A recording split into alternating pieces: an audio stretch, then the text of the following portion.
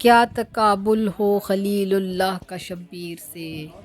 خواب افضل ہو نہیں سکتا تعبیر سے۔ بسم اللہ الرحمن الرحیم۔ السلام علیکم ورحمۃ اللہ وبرکاتہ۔ مکین مدینہ و نجف کے پیارے پیارے ویورز، انشاءاللہ آپ سب خیریت سے ہوں گے، اور آپ کو سب سے پہلے جمعہ مبارک۔ آج جمعہ کا دن ہے اور جمعہ کا مبارک دن ہے۔ آج کی دعاؤں میں، آج کی عبادات میں مجھے اور میرے ٹیم کو اور اسپیشلی میرے پیرنٹس کو ضرور شامل رکھیے گا دعاؤں میں خصوصی، کیونکہ آج یہ مبارک دن ہے۔ تو چلیے اس مبارک دن میں آج کے ولاگ کا باقاعدہ آغاز کرتے ہیں، اور آج آپ کو ساتھ میں زیارت شیئر کر رہی ہوں حضرت ابراہیم کے اس مقام کی کہ جہاں پر حضرت ابراہیم علیہ السلام جو ہمارے نبی ہیں، خلیل اللہ ہیں، اللہ کے دوست ہیں، ان کا لقب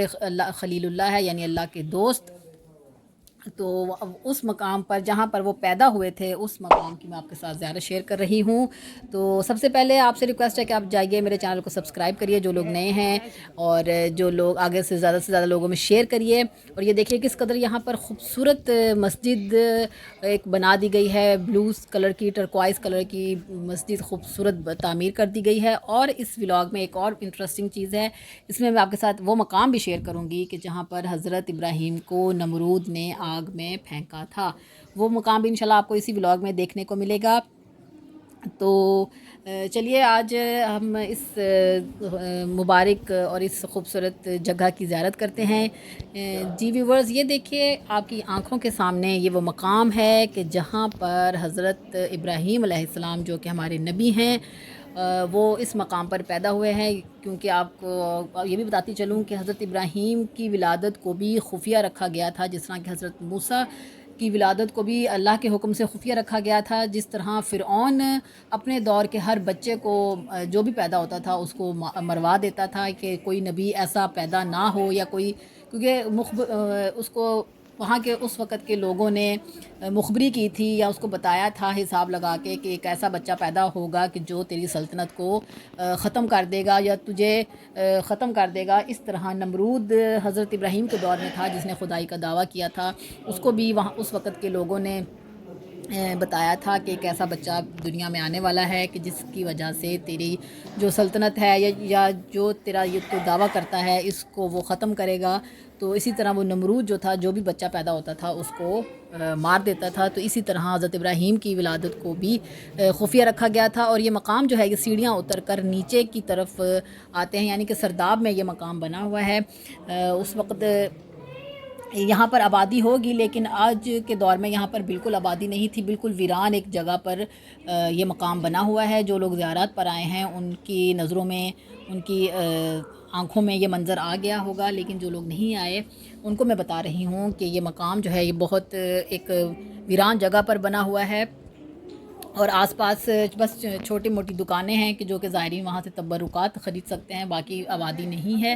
اس مقام پر ہلا کا ایک یہ جگہ ہے، اور یہ سیڑھیاں اتر کر، جیسے کہ دیکھیے زائرین نیچے اتر رہے ہیں، سیڑھیاں اتر کر نیچے جاتے ہیں، اور یہاں پر ان کی زیارت بھی لکھی ہوئی ہے۔ حضرت ابراہیم کو جو زیارت کرتے ہیں، سلام کرتے ہیں، وہ انہوں نے دیوار پر خوبصورت بنائی ہوئی ہے تاکہ لوگ پڑھ سکیں، اور اندر پورا ایئر کنڈیشن انہوں نے یہ مزار بنایا ہوا ہے، پنکھے لگے ہوئے ہیں، خوبصورت تصاویر لگی ہوئی ہیں۔ یہ دیکھیں ہمارے مولا کی بھی تصویر اس مقام پر لگی ہوئی ہے ماشاءاللہ۔ عورتوں کے لیے نماز پڑھنے کی جگہ علیحدہ ہے، اور جینٹس کے لیے علیحدہ مقام بنایا ہوا ہے۔ یہ حضرت ابراہیم وہی ہیں کہ جنہوں نے خواب میں اپنے بیٹے کو ذبح ہوتے ہوئے دیکھا تھا، تو انہوں نے اپنے اس خواب کو سچ کرنے کے لیے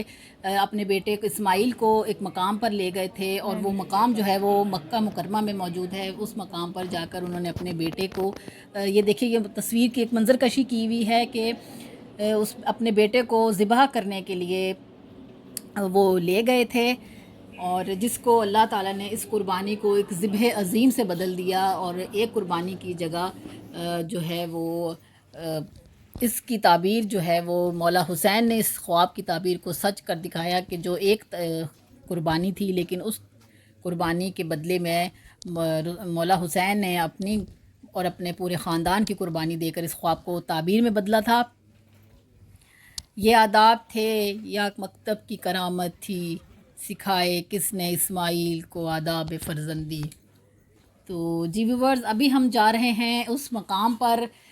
کہ جہاں پر نمرود نے حضرت ابراہیم کو آگ میں پھینکا تھا۔ یہ تھوڑا سا فاصلے پر ہے اور تھوڑا واکنگ ڈسٹنس پر ہے، اور زائرین بھی جا رہے ہیں۔ ہم بھی زیارت آپ کو اسپیشل کروانے کے لیے میں اس مقام پر جا رہی ہوں، آپ کو آنکھوں سے تاکہ آپ لوگ بھی دیکھ سکیں وہ مقام کہ جہاں پر ہمارے نبی کو حضرت ابراہیم علیہ السلام کو نمرود نے اس آگ میں پھینکا تھا، اور وہی آگ جو اللہ کے حکم سے ٹھنڈی ہو گئی تھی۔ جی ویورز، وہ دیکھیے کہ وہ جو آپ کی آنکھوں کے سامنے ایک پہاڑ نما ایک جگہ ایک مقام نظر آ رہا ہے، یہ وہی مقام ہے، وہی جگہ ہے کہ جہاں پر نمرود نے کتنے عرصے تک، کتنے دنوں تک اس آگ کو جلایا تھا، اور اس قدر اس آگ کو روشن کیا تھا کہ حضرت ابراہیم کو پھینکنے کے لیے بھی ان کو منجنیق کا استعمال کرنا پڑا، کیونکہ آگ اس قدر روشن تھی کہ کوئی بھی آگے نہیں جا رہا تھا، ہر کسی کو یہی ڈر تھا کہ میں نہ جل جاؤں۔ تو حضرت ابراہیم کو انہوں نے منجنیق میں ڈال کے، یعنی کہ اس ٹائم کی بہت بڑی ایک غلیل ٹائپ تھی، اس میں ڈال کے حضرت ابراہیم کو دور سے پھینکا گیا تھا اس آگ میں۔ تو کہتے ہیں کہ جب حضرت ابراہیم اس آگ میں گرے ہیں تو اللہ کے حکم سے حضرت جبرائیل علیہ السلام جو ہے وہ آپ کے پاس آئے ہیں۔ تو حضرت ابراہیم سے پوچھا ہے کہ کیا تمہیں مدد کی ضرورت ہے؟ تو حضرت ابراہیم نے کہا کہ ہاں، مجھے مدد کی ضرورت تو ہے، لیکن تیری مدد کی ضرورت نہیں ہے، مجھے اپنے اللہ کی مدد کی ضرورت ہے۔ تو اللہ کے حکم سے پھر انہوں نے جب پنجتن پاک کا واسطہ دے کر اور اللہ سے توسل کر کے پنجتن پاک کا واسطہ دے کر توسل کیا ہے اللہ تعالیٰ سے، تو اللہ تعالیٰ نے اس حضرت ابراہیم کے اس مشکل کو پنجتن پاک کے صدقے میں اس آگ کو حکم دیا ہے، اور قرآن میں آیت نازل کی ہے، یا نار کونی بردًا و سلامًا علی ابراہیم، کہ اے آگ ابراہیم پر ٹھنڈی ہو جا اور سلامتی والی ٹھنڈی ہو جا، کہ اتنی ٹھنڈی بھی نہیں کہ حضرت ابراہیم کو ٹھنڈ لگے، اور اتنی گرم بھی نہیں کہ حضرت ابراہیم کو گرمی لگے، میرے نبی کو، میرے خلیل اللہ کو گرمی لگے۔ تو یہ دیکھیے، یہ وہ مقام ہے، یہ کافی دور ہے، یعنی کہ چل کے جانا پڑتا ہے، اور ابھی بھی اس قدر یہ اس کی ایک نشانی باقی ہے، اور میں نے زوم کر کے آپ کو دکھا رہی ہوں۔ یہ دیکھیے کس قدر یہ ابھی بھی یہ اسی حالت میں موجود ہے۔ اور ہمارے پنجتن پاک ماشاءاللہ سے ہم اتنے خوش قسمت ہیں کہ ہمارے پاس اتنے بڑے بڑے وسیلے موجود ہیں کہ جو تمام نبیوں، حضرت آدم سے لے کر حضرت عیسیٰ تک جو آخری نبی ہیں وہاں تک ان کی مدد کرتے آئے ہیں، ہر نبی کی انہوں نے مشکل میں مدد کی ہے۔ ہمارے پاس اتنے بڑے بڑے وسیلے موجود ہیں، تو ہم بھی ان کا وسیلہ دے کر، اپنے پنجتن پاک کا وسیلہ دے کر، اپنی تمام دعاؤں کا وسیلہ ان کے اللہ تعالیٰ کے حضور میں رکھتے ہیں کہ اللہ تعالیٰ ہماری جتنی مشکلات ہیں، جتنی پریشانیاں، ان تمام کو ہمارے نبی، ہماری جس طرح نبیوں کی مدد کی ہے اس طرح ہماری بھی مدد کر، اور ہماری بھی زندگی میں جتنی بھی مشکلات ہیں، جتنی پریشانیاں، ان کو ختم فرما انشاءاللہ۔ تو آج کا ولاگ بھی انشاءاللہ آپ کو پسند آیا ہوگا۔ اگر آپ کو کوئی چیز نہیں پتہ چلی ہے تو آپ میرے چینل کو ضرور سبسکرائب کریں، ہمیں زیادہ سے زیادہ سپورٹ کریں، اور جو بھی بات آپ کو نہیں پتہ چلی آپ مجھے ضرور کمنٹ سیکشن میں بتایا کریں،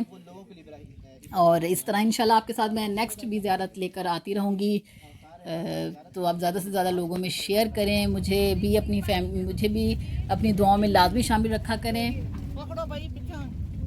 آج بھی ہو جو ابراہیم کا امام پیدا، آگ کر سکتی ہے اندازے گلستاں پیدا۔ جی ویورز، اس خوبصورت شعر کے ساتھ اب ہم جا رہے ہیں نیکسٹ زیارت کی طرف، اور یہ تھوڑے سے میں نے سوچا آپ کو باہر کے مناظر بھی دکھاؤں کہ یہ دیکھیے کہ یہاں پر صرف کھجوروں کے باغ لگے ہوئے ہیں، اور ویرانی ہے، کوئی گھر نہیں ہے، کوئی اس طرح مقام لوگ آبادی نہیں ہے۔ تو میں نے سوچا چلیں تھوڑا سا آپ کو اس کا بھی، جیسا کہ میں نے ولاگ میں بتایا تھا کہ یہاں پر آبادی نہیں ہے، ایک ویرانے میں یہ مقام بنا ہوا ہے،